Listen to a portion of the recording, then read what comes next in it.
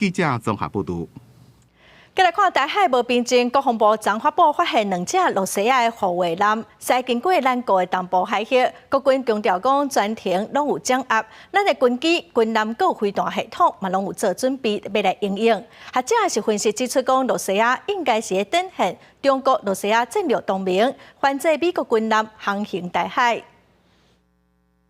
两岸经济紧张对台湾造成的威胁，毋但是中共的军机舰。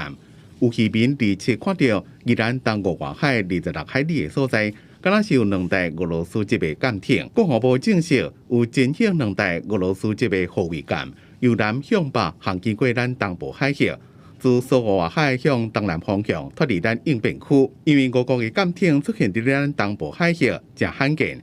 对咱方24海里的连接区离无远，引起大家的注意。国军运用联合情监侦手段，全程掌握俄舰动态，并检派任务机、任务舰以及岸置飞弹系统，严密监控应处。国军强调有全程掌握俄舰的动态。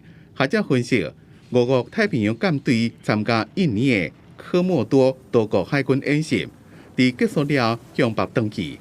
对船舰的外形来看，应该是333完美号，一个335响亮号，以及舰队加油舰佩琴加号。分析5项航行的位置，学者认为俄国挑钢筋挖滚台湾的方向行，向美国展示中俄战略同盟的紧密关系。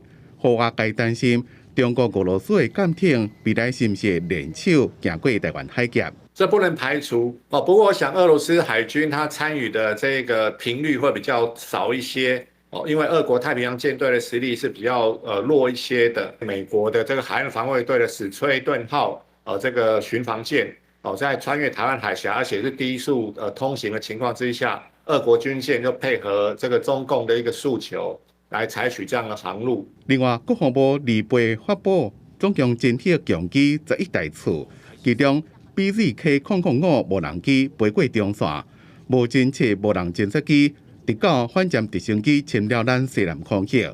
国军拢时常伫咧监控应处。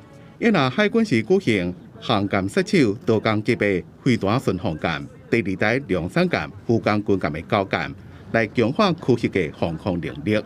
记者综合报道。